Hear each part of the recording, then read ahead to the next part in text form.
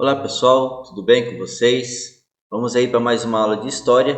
Nessa aula de História, hoje ela vai ser um pouco diferenciada, porque nós estaremos trabalhando então a correção de algumas atividades, né? Então nós vamos trabalhar as primeiras 10 atividades essa semana, correção das 10, certo? Do primeiro capítulo lá, sobre a chegada dos portugueses e tal, e a questão também do açúcar. Tá ok? Então vamos para as nossas questões para a gente poder trabalhar uma a uma, tá? Correção de cada texto, por que ele não é verdade, por que está correto, por que não está correto, e assim necessariamente, tá bom? Então vamos aí à nossa primeira questão do Enem, tá? Ela traz da seguinte forma o texto. O açúcar e suas técnicas de produção foram levados à Europa pelos árabes no século VIII, durante a Idade Média, mas foi principalmente a partir das Cruzadas, século X e XIII, tá? Aliás, desculpa, século XI e século XIII, que a sua procura foi aumentando. Nessa época passou a ser importado do Oriente Médio e produzido em pequena escala no sul da Itália, mas continuou a ser um produto de luxo extremamente caro, chegando a figurar nos dotes de princesas casadoiras, né? Ou seja, ele passa por um processo, né? Nós já sabemos que nesse momento ele é um produto praticamente uma especiaria, né?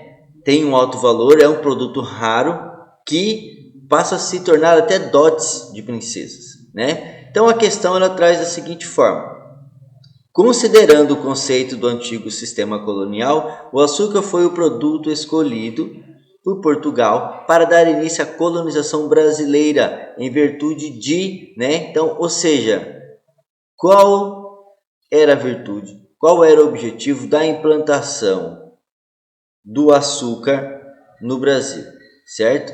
O lucro obtido, então a letra A lá, o lucro obtido com seu comércio ser muito vantajoso, né? Talvez, vamos olhar as demais. Os árabes serem aliados históricos dos portugueses? Não. Esse aqui a gente pode descartar, né? A gente pode descartar, até por questões religiosas, né? Até por questões religiosas. Árabes, religião totalmente diferente daquele que os portugueses tinham, né? Que é o cristianismo, a fé católica, beleza? Então, a mão de obra necessária para o cultivo ser insuficiente? Não. Também não necessariamente essa questão de mão de obra insuficiente, né? Até porque eles produziam em outras regiões, né?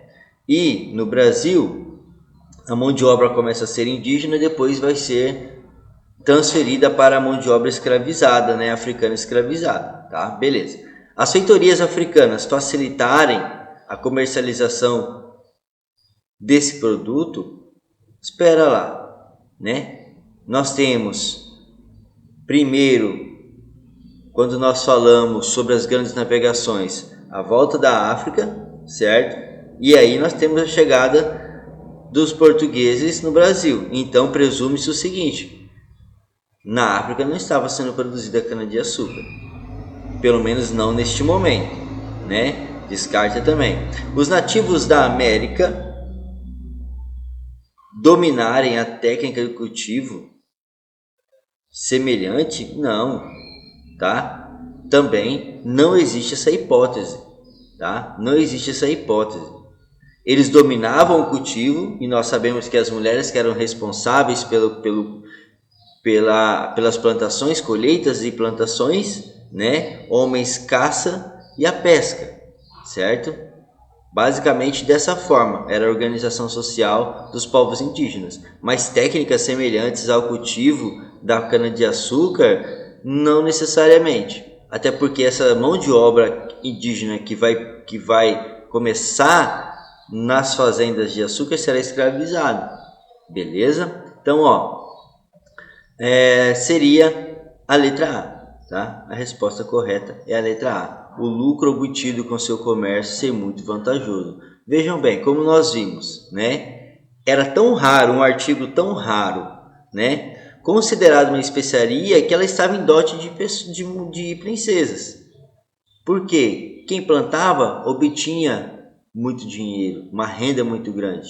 Então o lucro, tá? O lucro era muito vantajoso, tá? E o Brasil nós sabemos o que? Tinha todos os pontos propícios à produção da cana-de-açúcar. Essa é a realidade, tá bom? Terra fértil, o clima, tá? Totalmente tranquilo. Tá, número 2. A número 2, então, ela traz: os primeiros jesuítas chegaram à Bahia com o governador-geral Tomé de Souza, em 1549, e em pouco tempo se espalharam por outras regiões da colônia, permanecendo até sua expulsão pelo governo de Portugal, em 1759. Sobre as ações jesuítas nesse período, é correto afirmar que, então nós temos a chegada dos jesuítas, né? E vão ficar ali até 1759, quando eles vão ser expulsos definitivamente da região da colônia. Tá? Então, é correto afirmar que criaram, tá, escolas de artes que foram responsáveis pelo desenvolvimento do barroco mineiro. Vamos descartar essa opção, certo? Vamos descartar. Por quê? Não necessariamente essa ideia da obra de arte. Os jesuítas eles passam a ensinar, né, o catolicismo, né, a fé cristã, a fé católica, e ensinavam também esses povos da região a maneiras de produção, tratamento, cultivo do solo, para que eles não ficassem mais no nomadismo. Então, foram a concentração desses grupos nas aldeias, né, nas missões ou reduções. Beleza? Defenderam os princípios humanistas e lutaram pelo reconhecimento dos direitos civis dos nativos? Não necessariamente também, tá? Princípio humanista talvez não era uma ideia, né? Eles vão transmitir a fé católica, que era até uma questão sobre a contra-reforma, né? Diante da reforma protestante, a Igreja Católica ela lança a Contra-Reforma, né? E um desses planejamentos era o quê? Novos povos e a expansão da fé católica, beleza? Foram responsáveis pela educação dos filhos dos colonos por meio da criação dos colégios secundários e escolas de ler e escrever, necessariamente a letra C, tá? Porque muito se fala sobre a vinda dos jesuítas e a cristianização, né, dos povos nativos, dos povos indígenas, certo? Mas temos que ter em mente, pessoal, que eles também vieram com o objetivo de educação dos filhos dos colonos e manter a cristianização, manter a fé católica nas colônias. Também era um objetivo. E vão fundar realmente os colégios secundários e as escolas de ler e escrever, baseadas todas, tá, na fé católica. Beleza? Então vamos lá. Nós temos uma letra D e letra E, já vou explicar para vocês. Ó, causaram constantes atritos com os colonos por defender esses religiosos. A preservação da cultura indígena?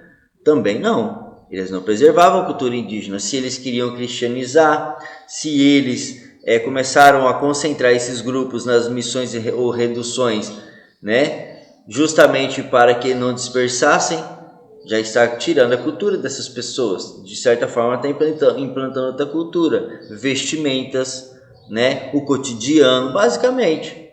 Então a D está fora de cogitação também, né? Nós já sabemos que é a letra C. E a letra E, formularam acordos políticos e diplomáticos que garantiram a incorporação da região amazônica ao domínio português. Não, tá? Não mesmo, tá? Eles não fizeram esses acordos diplomáticos, não formularam acordos nem nada, tá? Os povos jesuítas eles tinham uma missão e a missão deles era a cristianização dos povos nativos, dos povos dos indígenas e também manter a fé católica entre os colonos. Essa era a missão deles, tá? Questões territoriais, por questões de domínio dos próprios povos indígenas, que vai acontecer entre Portugal e Espanha, certo? Mas não questões de acordos diplomáticos, tá? Número 3. A produção do açúcar na região nordeste do Brasil, a partir da lavoura canavieira, tornou-se no século XVII o principal produto da economia da América Portuguesa. A esse respeito, assinala as alternativas corretas. Então, ele está dizendo aqui, né, sobre a produção do açúcar, né, nas lavouras canavieiras, que a partir do século XVII vai ser o principal produto. Nós vimos que ele era uma especiaria, né, considerado uma especiaria, era muito caro, então era o principal produto da economia.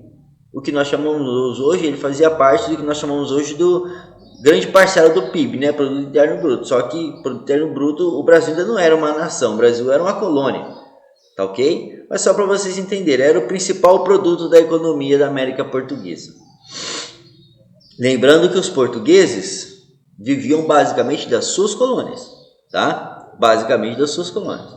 Então, olha só, a número 1 aí, em razão dos lucros possibilitados pelo tráfico de africanos, o índio não foi escravizado naquela região. Assim sendo, as populações indígenas que habitavam na região litorânea e a região do agreste nordestino foram preservadas. Totalmente errado. Primeiro começa com a escravização dos povos indígenas. Depois nós temos o tráfico negreiro, né, trazendo os escravizados para as lavouras de cana-de-açúcar. Quando esses escravizados chegam, tá, diminui a mão de obra indígena. Mas isso não quer dizer que ela vai ser 100% cortada, tá bom? Isso não quer dizer que ela será 100% cortada. Temos ainda registros que havia, tá, em pequenas propriedades, algumas propriedades ainda a mão de obra escravizada. Inclusive, quando nós falamos no termo da guerra justa, né? E a guerra justa estava voltada àqueles povos que não autorizavam a instalação dessas propriedades açucareiras, né? Dessas lavouras canavieiras, e quando esses povos eram dominados, eram escravizados. Uma justificativa de guerra justa, tá joia?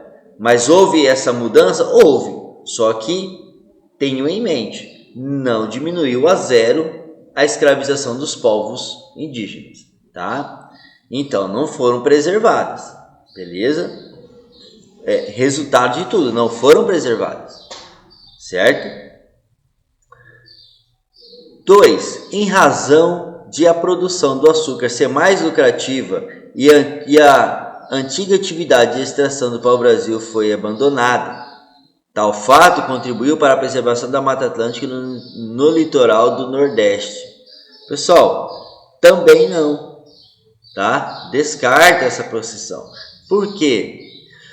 A extração do pau-brasil, ela continua em pequena escala, mas ela continua, tá bom? O açúcar, ele vai ser uma grande produção, mas você acha que o português ele vai deixar de fazer o comércio do pau-brasil só porque o açúcar entrou? O pau-brasil só vai somar com o açúcar, tá? Então vamos lá.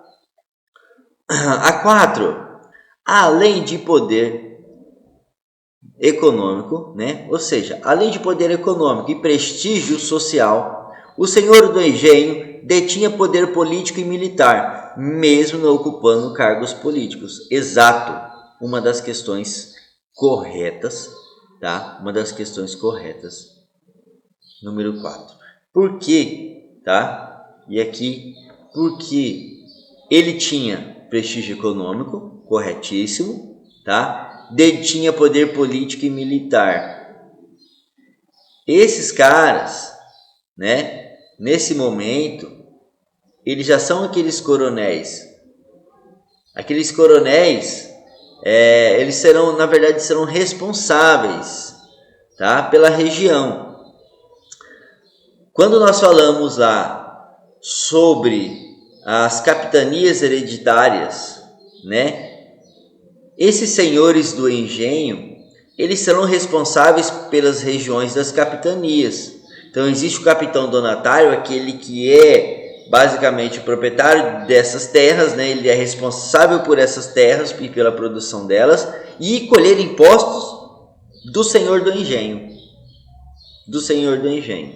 Então esse senhor do engenho, ele tinha a responsabilidade de produzir e pagar impostos sobre a sua produção e ao mesmo tempo cuidar da região para que não fosse invadida por outras nações, por outros povos, tá? E conter ainda os avanços dos povos indígenas que não aceitavam a instalação das fazendas, dos engenhos de cana-de-açúcar.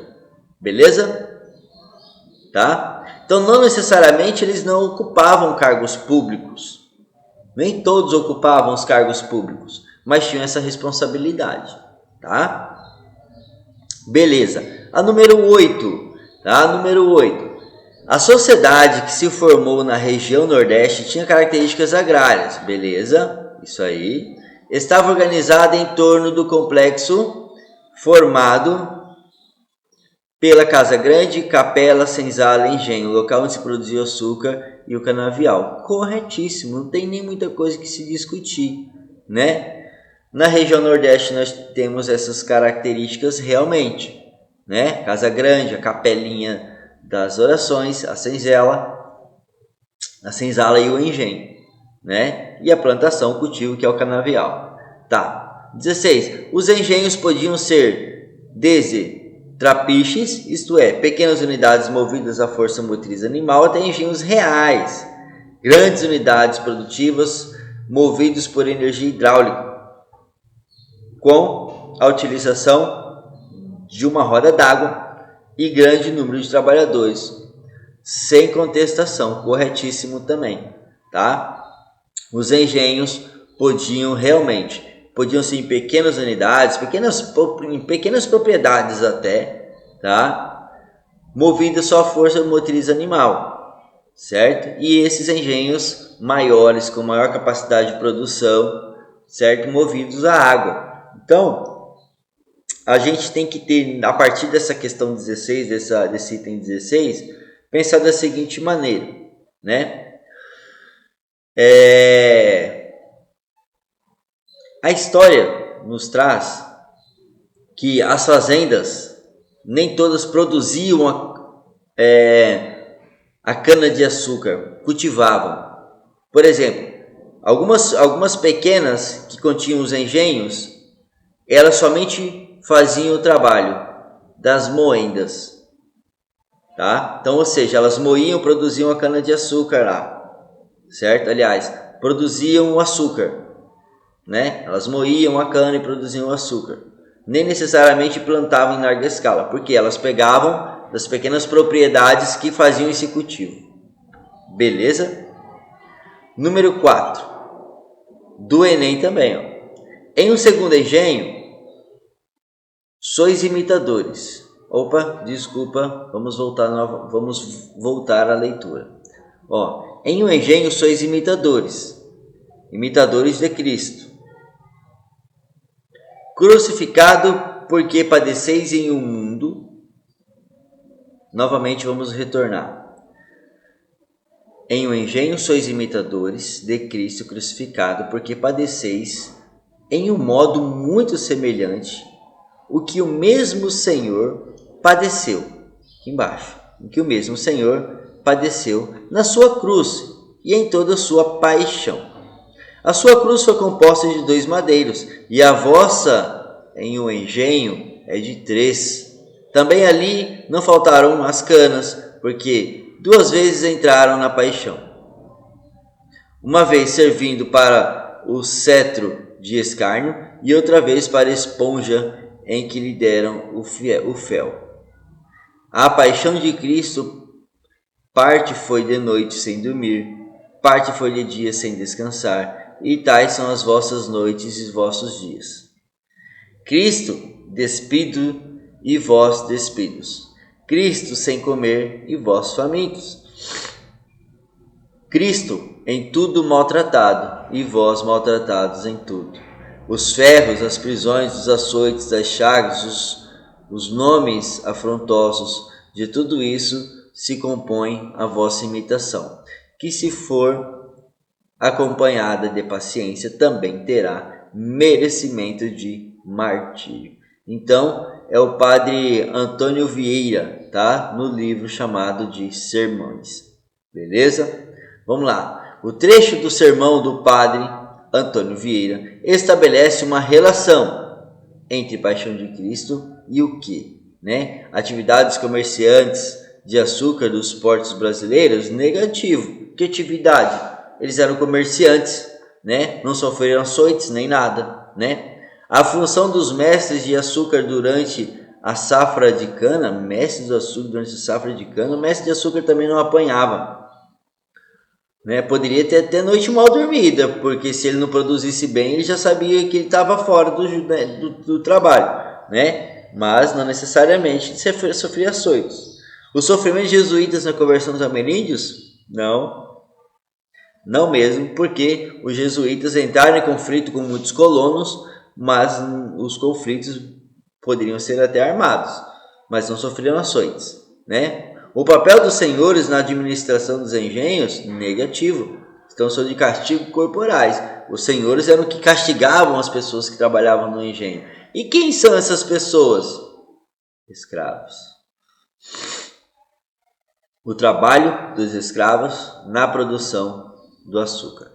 Essa é a resposta correta, do qual o padre Antônio Vieira ele estava relacionando o trabalho dos escravos com a própria paixão de Cristo. Então vejam bem, pessoal, né? É necessário que nós possamos ter em mente que essas questões de história, grande parte elas são interpretativas, tá? Grande parte delas é interpretação, é grande interpretação, tá bom? Então, é bom que nós possamos nos atentar sobre essas questões interpretativas, tá? Isso é muito importante, porque a resposta está na própria questão, ok? Então vamos lá, número 5. O processo de ocupação do Brasil pelo colonizador europeu ocorreu de forma lenta e gradual, provocando impactos sobre os aspectos ambientais e sociais. Em relação ao processo inicial de ocupação do território, pode-se afirmar o quê? Né? Então vejam bem, existiu o processo de ocupação, né? Existiu o processo de ocupação que o texto traz, forma lenta e gradual, beleza, e que teve esses impactos ambientais e sociais. Quais impactos, né? Que ele está se referindo, então? A migração das populações indígenas para as áreas interioranas no decorrer do processo colonizatório contribuiu para a preservação de sua herança biológica, social e cultural.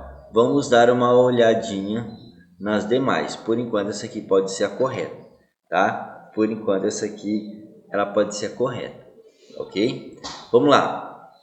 A população indígena que habitava o Brasil à época do descobrimento, e aqui descobrimento, vamos puxar, né, uma aspas, que descobrimento estamos falando? Se existiam povos que já moravam aqui, né, os primeiros habitantes, os verdadeiros donos legítimos desta terra, quando os portugueses chegaram, né, beleza. Então, a população indígena que habitava no Brasil à época do, entre aspas, descobrimento, se caracterizava pelo baixo nível cultural e técnico, o que a tornou extremamente dependente e submissa dos europeus. Que nível cultural? Que nível técnico? Não existia nível técnico para as populações indígenas. A técnica era deles, a técnica da caça, que os portugueses se apossaram, que os bandeirantes nas entradas interioranas já começaram a aprender, né? Essa era a técnica que eles tinham muito bem. Então não tinha baixo nível cultural, muito menos técnico. E que baixo nível cultural é esse? Né? Já tinham suas culturas pré-estabelecidas, sua forma de vivência, né, cotidiana, né? E vai tornar extremamente dependente e submisso aos europeus, né? Isso é uma visão europeia. Certo? Isso é o que nós podemos chamar, né? Digamos aqui, essa afirmação, se ela vem de um sentimento europeu, ela é chamada de quê? Eurocentrismo.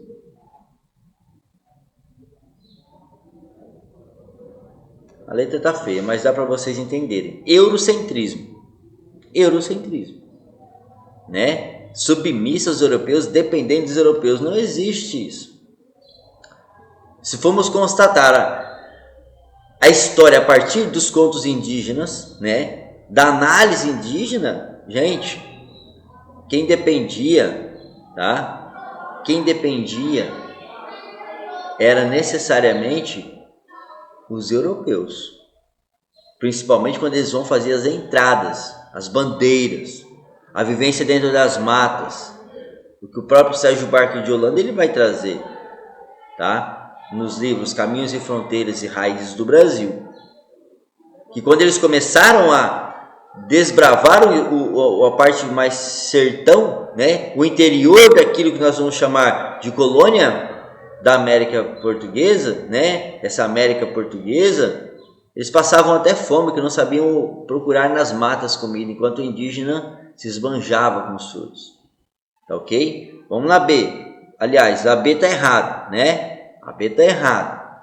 Tá. Letra C. A permanência das matas virgens no interior se explica pela fixação da maioria das populações indígenas no litoral, devido à maior facilidade de comunicação e de intercâmbio comercial, tá? Intercâmbio comercial com quem? Vamos colocar assim, né? Com quem? Nós temos o Peabiru, pega de Santa Catarina até a Cordilheira dos Andes, em que essas nações, esses povos que estavam aqui, de certa forma faziam um comércio de trocas de mercadoria com os povos andinos, né? Há fontes históricas que vão trazer informações sobre a vinda dos povos andinos até aqui, e há fontes históricas também que vão afirmar que esses povos daqui iam até a Cordilheira dos Andes. Existia um caminho, uma rota comercial, que provavelmente deve ter sido também rota de fuga.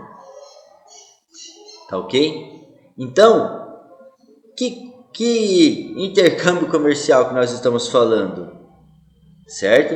A concentração de matas virgens por causa no interior, né? Porque esses povos estavam aqui no litoral, negativo, gente, negativo.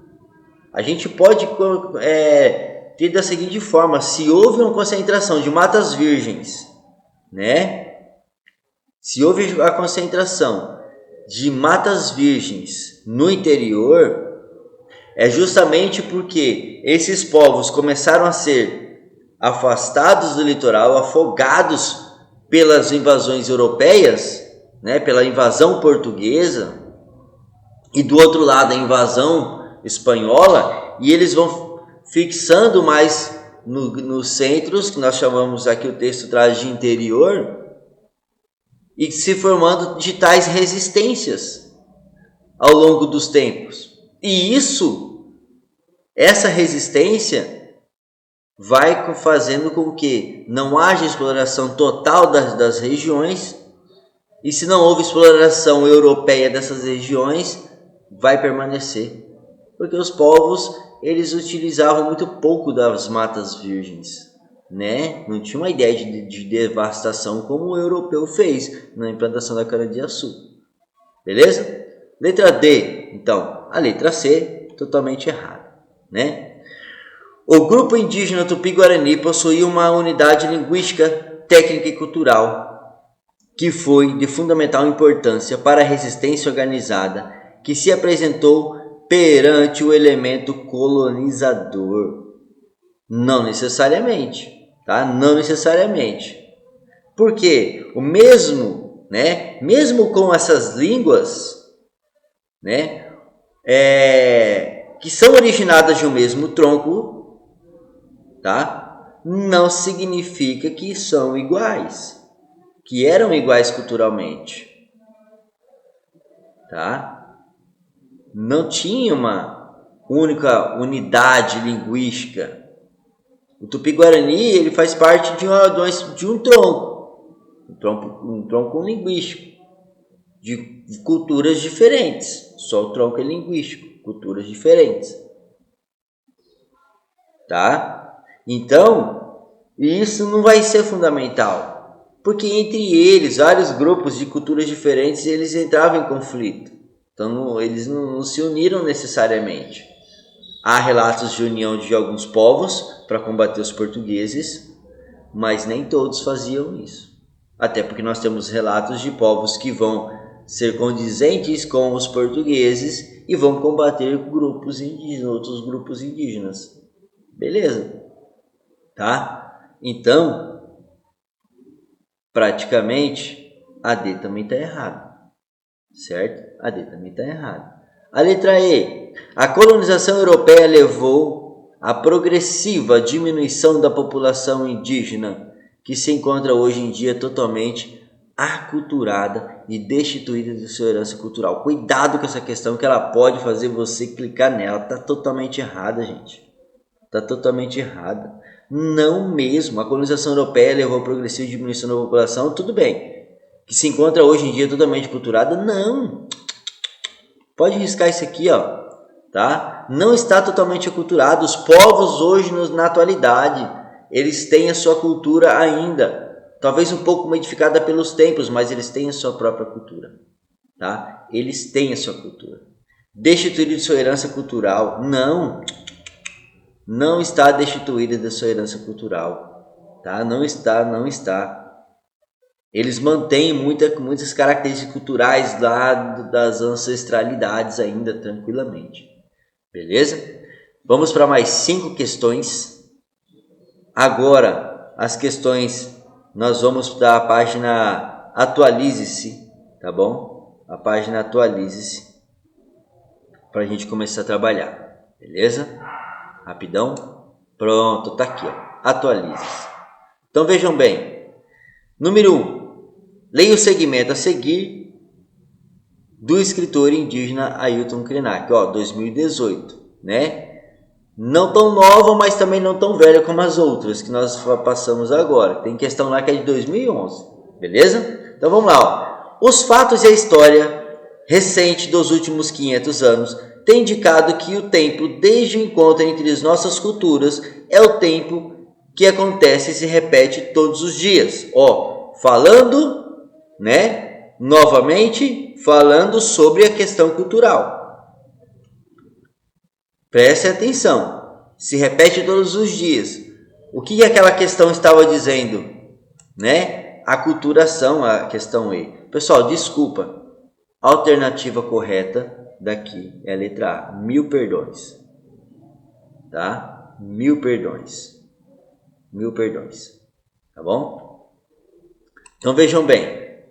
Mais uma vez, lendo o texto do Ailton Krenak, aqui, ó. Os fatos e a história recente dos últimos 500 anos têm indicado que o tempo desse encontro entre as nossas culturas é um tempo que acontece e se repete todos os dias. Se acontece e repete todos os dias, pessoal, não houve uma aculturação como naquela letra, a letra E, né, da questão 5, tá? Disse que tinha totalmente acabado, beleza? Então há um choque cultural aí diariamente entre nós, né? Que temos uma cultura bem diferente dos povos indígenas. Beleza, vamos lá. Não houve um encontro entre culturas dos povos do Ocidente e a cultura do continente americano, uma data, num tempo demarcado que pudéssemos chamar de 1500 ou de 1800. Estamos convivendo com esse contato desde sempre. Excelente posição do Ailton Krenak, tá? Excelente posição do Ailton Krenak. Sempre há choque cultural entre nós e os povos indígenas, tá? Então vejam bem, considerando a história indígena no Brasil, a principal ideia contida no segmento é, né?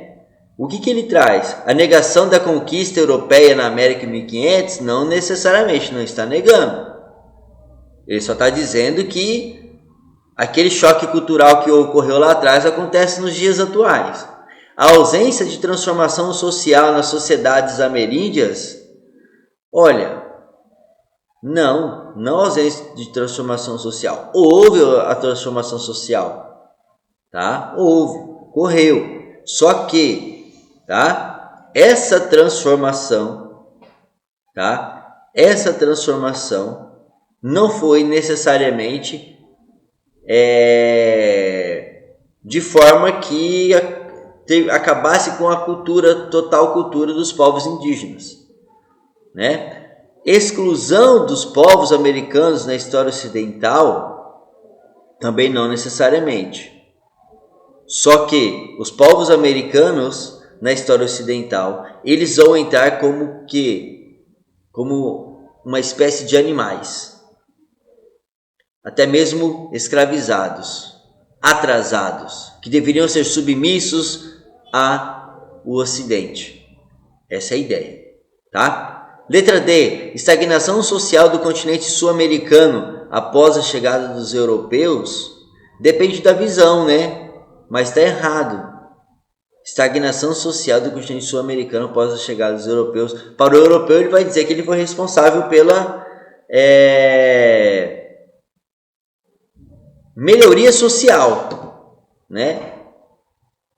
Com base nos atrasados que estavam aqui. Isso é uma visão europeia, eurocêntrica, que eu estou passando para vocês, né? Mas, quando nós falamos dos povos indígenas, né?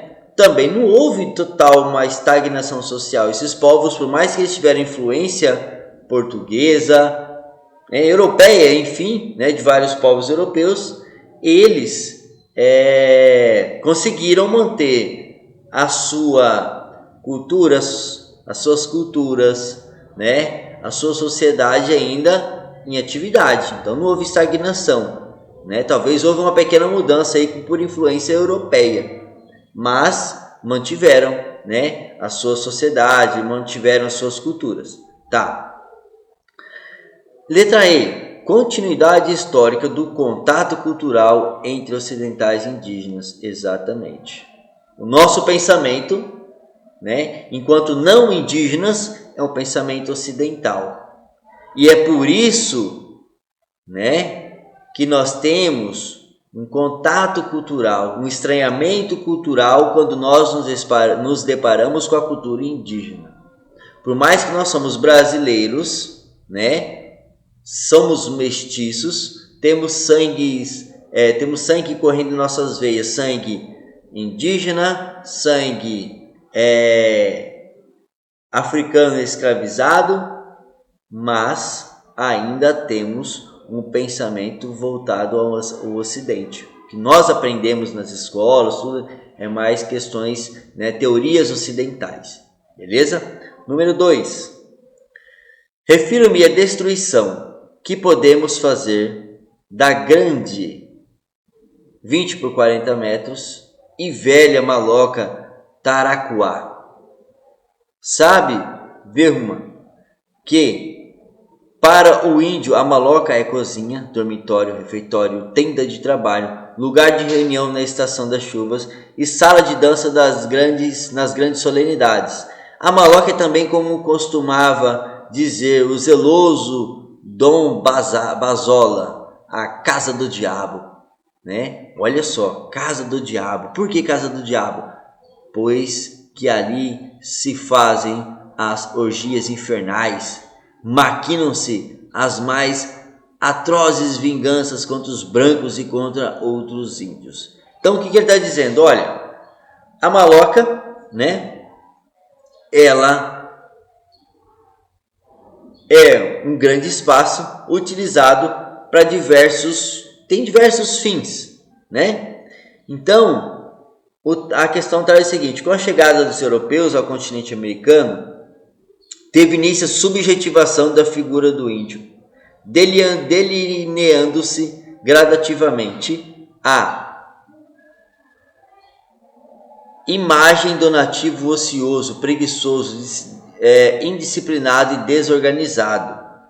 Esse ponto de vista atravessou séculos e sobrevive em nossos dias. Dessa maneira, de acordo com a citação, derrubar a maloca seria uma ação necessária, pois a moradia indígena representava o quê, né? Então vamos lá. A letra A. Tradição da cultura pagã que contrariava os planos de conversão e domínio espiritual. Talvez, né? Vamos deixar aqui ela em ascendência, aqui em evidência, né? Baluarte da expressão da organização tribal, influência do contato com a cultura africana? Não, não. A cultura africana é uma, né? E a cultura indígena será outra. E aí nós temos alguns quilombos que terão os dois morando junto, mas aí já é uma outra organização a partir do processo da escravidão e das fugas, né? O símbolo de superioridade da cultura indígena quando comparada à europeia. Não, a maloca não é um símbolo de superioridade. Como o texto ele traz, ele vai dizer que ela tem vários fins, né? Casa, dormitório, refeitório, reunião, prazeres, religião, né? Cultuar os deuses e tudo, certo? D. Obstáculo que impediu o trabalho de catequese no espaço conhecido como reduções? Também não. Também não. Ao contrário, muitas vão ser feitas de salas de aula pelos próprios jesuítas. Beleza? Então vamos à letra A. A letra A era a correta. Tradição da cultura pagã que contrariava os planos de conversão do domínio espiritual. Por que isso aqui? Olha o que o finalzinho está dizendo, né? Casa do diabo, né? Ou seja, ali era uma tradição que tinha, né, como forte, como uma das ideias, a questão das religiões. Cultuar os deuses, por exemplo, certo? Beleza. Número 3. Para responder à questão, considere as afirmações sobre a viagem de Pedro Álvares Cabral que aportou no litoral brasileiro em abril de 1500, dando origem ao descobrimento do Brasil, que está já entre aspas aqui, PUC do Rio Grande do Sul 2016. Então, para nós vermos qual é, né, a verdadeira e qual é a falsa. Então, vamos à primeira questão aí que ele está dizendo, certo? Para responder, então, considere as afirmações. Vamos lá. A expedição, né? A expedição foi um empreendimento estatal comandado e controlado pela coroa portuguesa sem que houvesse participação. De investimentos privados na sua montagem e execução. Pessoal, negativo, tá? Teve participação de investimento privado, sim, tá? Então, houve participação, tá? Houve. Foi comandado pela coroa? Foi. Empreendimento estatal? Sim, mas houve participação de investimento privado, certo? Porque muitos comerciantes queriam fazer parte, né? E nós temos os nobres também que vão querer financiar isso aí. Tá ok? Tá. Então nós sabemos que essa aqui está errada. Beleza. Né? Ou vamos colocar assim, F de falsa. 2. A viagem de Cabral contou com o apoio da Igreja Católica, que desejava expandir o cristianismo para além da Europa. Ademais, o reconhecimento oficial da Igreja conferia legitimidade às novas conquistas. Opa, é isso aí, né? Houve o apoio da Igreja Católica? Sim, todas as embarcações tinham os padres. Todas as embarcações, né? E a cruz, né? As caravelas tinham as cruzes também. As embarcações traziam as cruzes em si, certo? Nas velas lá. Por quê? Justamente demonstrando que ali existiam pessoas cristãs, né? Então eles queriam expandir o cristianismo, tá? E o reconhecimento oficial da igreja dava sim legitimidade ao rei sobre aquelas terras. Verdadeira. 3. A escolha do comandante da esquadra portuguesa teve como principais critérios competência e experiência profissional de Cabral, sinalizando o rompimento do Estado português com privilégios aristocráticos. na sua burocracia, pessoal, totalmente errado. Cabral, tá? Já vou colocar aqui, ó, falso, tá? Falso. Por quê? Cabral não tinha experiência, tá? Não tinha experiência, ou se tinha era mínima, era ínfima para a missão que ele tinha, tá? Para a missão que ele estava desempenhando, e ele era um nobre, tá? Foi escolhido por ser nobre. Então, fora de cogitação, é falsa. Vamos lá na 4. A expedição tinha como objetivo final estabelecer rotas comerciais de especiarias com o Oriente. Beleza, muito bom. A descoberta do Brasil, porém, estava entre os resultados possíveis, exatamente, devido ao interesse português em controlar a navegação do Atlântico, no Atlântico Sul. Positivo, positivo. Todos os interesses possíveis de dominação portuguesa, tá? De dominação portuguesa. Incontestável, incontestável, tá? Então nós temos quem? 2 e 4 são as alternativas, tá? São as alternativas que confere a letra B. Beleza? Número 4, já finalizando. A prova da barbárie e, para alguns, da natureza não humana do ameríndio, a antropofagia condenava as tribos que praticavam a sofrer pelas armas portuguesas a guerra justa.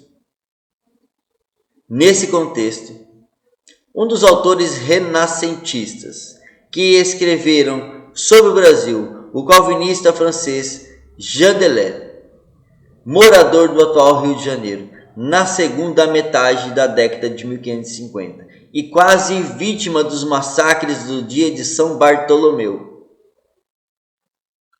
Ponto alto das guerras de religião na França.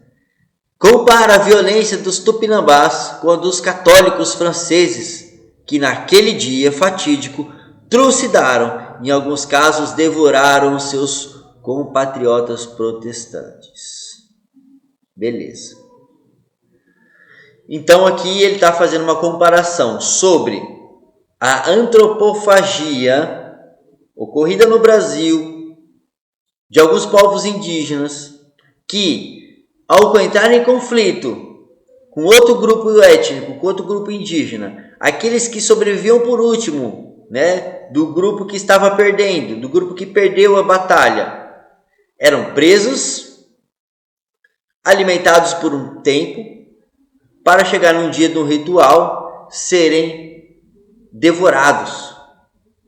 E além do mais, as partes dos músculos e da cabeça, principalmente, né, principalmente a muscular, ficavam somente os guerreiros que comiam.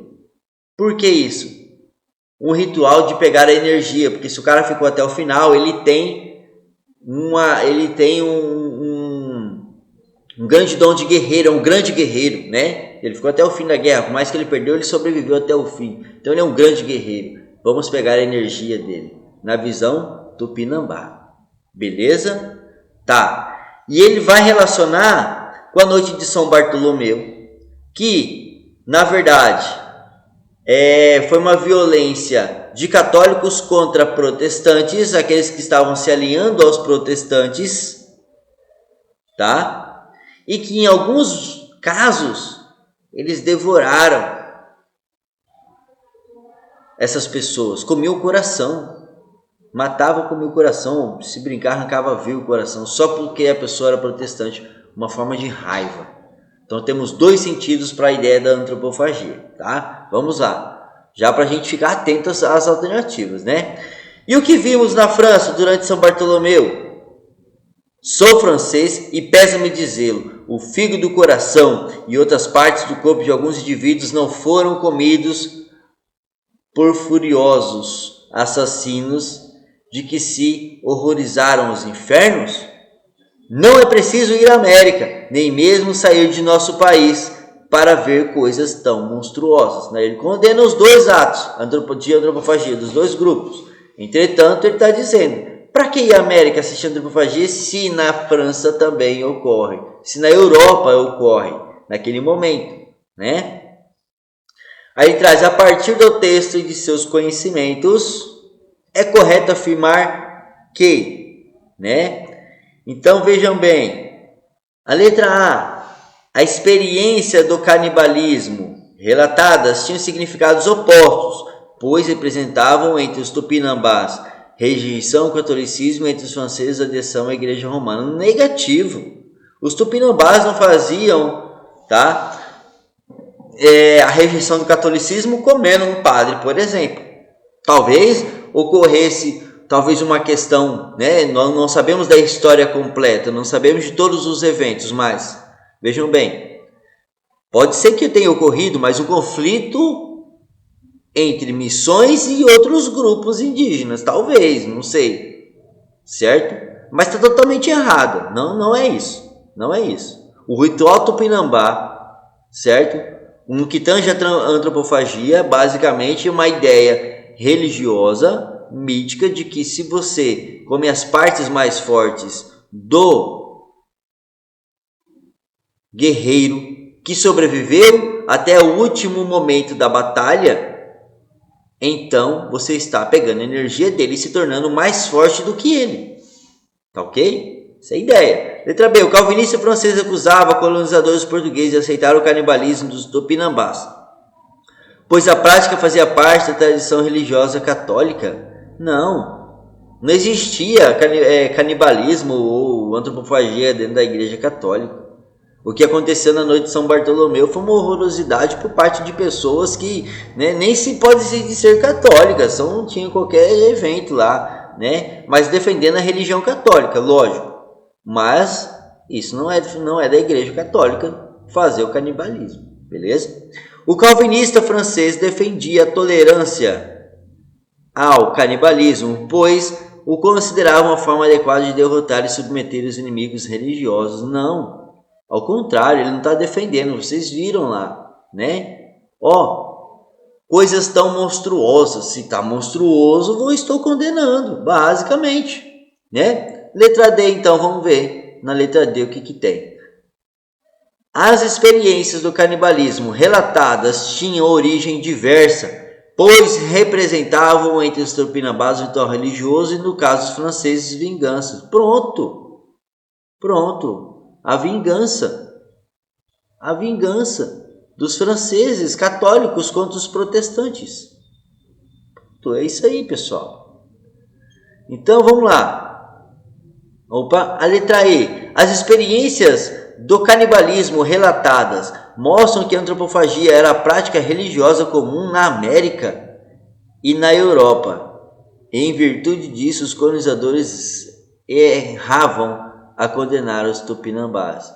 Gente, a antropofagia não era virtudes na Europa, tá? Não era uma prática na Europa. Poderia sim ser prática de alguns grupos, talvez nativos de outras regiões da Europa, mas não necessariamente daqueles que se diziam, entre aspas, civilizados europeus. Tá? Basicamente. Vamos para 5. A colonização, apesar de toda a violência e disrupção, não excluiu o processo de reconstrução e recriação cultural conduzidos pelos povos indígenas. Novamente a questão cultura indígena.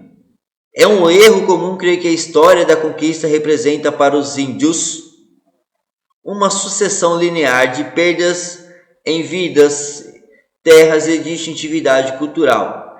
A cultura xinguana, que aparecerá para a nação brasileira nos anos de 1940 como símbolo de uma tradição estática, original e intocada, é, ao inverso, o resultado de uma história de contatos e mudanças que tem início no século X depois de Cristo e continua até hoje, né? Então vejam bem, para começar, pessoal, para início de conversa, né? Os povos do Xingu, eles foram concentrados nessa região, de culturas diferentes.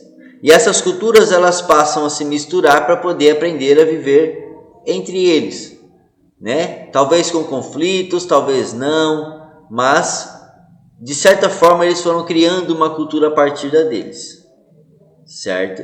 Novamente estamos falando da cultura indígena, né? E ela não está estática, ela não ficou estática, ela não ficou parada, ela evoluiu e ao mesmo tempo manteve as suas tradições, né? Então vamos lá. Com base no trecho acima, é correto afirmar que o processo colonizador europeu não foi violento como se costuma afirmar, já que ele preservou até mesmo valorizou várias culturas indígenas. Gente, não tem nem muita coisa, né? Vocês sabem muito bem, né? Que foi violento, sim. Ele foi violento. E muito violento. Tá? E muito violento. Beleza? E muito violento. Certo? Letra B. Várias culturas indígenas resistiram e sobreviveram mesmo com alterações ao processo colonizador europeu, como a xinguana. Vamos colocar em evidência a letra B. A cultura indígena, extinta graças ao processo colonizador, graças, beleza, foi recriada de modo mitológico no Brasil dos anos de 1940. Extinta? Jamais. Ela não é estática, e muito menos foi extinta. Ela está perseverando. Que talvez tenha algumas mudanças por influências de outras culturas, até mesmo de outros grupos, né, indígenas, mas ela persevera. Tanto que há o choque ainda cultural entre nós com pensamentos ocidentais e eles, povos indígenas, com suas culturas. Beleza? Errado. Letra D. A cultura xinguana, ao contrário de outras culturas, não foi afetada pelo processo colonizador. Gente, todas as culturas foram afetadas. Todas as culturas. Todas as culturas. Por exemplo, nós sabemos que hoje, na região, né, da Amazônia, há povos que ainda não entraram em contato com o não índio, né, com nós. Mas, se formos olhar, né, eles já estão sofrendo uma intervenção cultural. Para começar, eles nem conseguem ir de um lado para o outro. Já tem os limites. Eles chegam na margem do rio, vê as pessoas do outro lado e vão embora, né? Vão embora. Então a cultura a liberdade de poder transpor e ir para outros cantos já não podem mais, já estão se reduzindo, né? Já estão se confinando em um local só. Então tá vendo? Já tem influência cultural, não tem a liberdade. Beleza? Letra E, então. Não há relação direta entre, de um lado, o processo colonizador europeu e do outro, a mortalidade indígena e a perda de sua identidade cultural. Como não há relação? Há sim. Há muita relação, tá? Entre o processo colonizador, mortalidade indígena e a perda da identidade cultural. Há sim. Está errado, tá? Eles perderam um pouco da sua identidade cultural. Mantém a sua cultura, mas não como aquela antes da chegada dos europeus. Certo? Então, qual seria, professor, a letra correta? A letra B é a letra correta. Beleza, pessoal? Finalizamos aqui, então, né, a nossa aula de correção. Então, é muito importante prestar atenção nas questões, pessoal. As questões, elas trazem a resposta. É uma questão de interpretação, tá? Totalmente questão de interpretação. Espero aqui ter ajudado vocês, né? Uma ideia de pensar. Então, seria bom se vocês fizessem novamente essas questões, certo? Sem olhar o gabarito, refletissem melhor, assistissem essa aula, né? Nem que acelere um pouquinho, mas para que vocês consigam fazer as interpretações. Vejam que eu estou sempre ligando cada alternativa com o texto. Lê a alternativa, tenta ligar ela com o texto. Lê a alternativa, tenta ligar ela com o texto. Beleza? E assim vocês vão progredindo, tá? E isso vai até ajudar vocês na própria escrita de uma redação. Porque pode ser que traga algum textinho, né, introdutório, que vai dar uma base muito boa para que vocês possam já construir o texto da redação. Então a interpretação ela é de suma importância para toda a prova. Belezinha, pessoal? Então, muito obrigado para vocês que estão assistindo aí aos vídeos, às nossas aulas, tá? Qualquer coisa, estamos aí à disposição para tirar dúvidas, eventuais dúvidas, certo? Não esqueçam de deixar aí o seu like, o seu gostei e compartilhar esse vídeo aí com outros alunos, outros que se interessam pela história do Brasil para poder fazer, tá? A sua prova lá no Enem ou em outros vestibulares, belezinha? Mais uma vez, muito obrigado e até mais, pessoal. Tchau, tchau.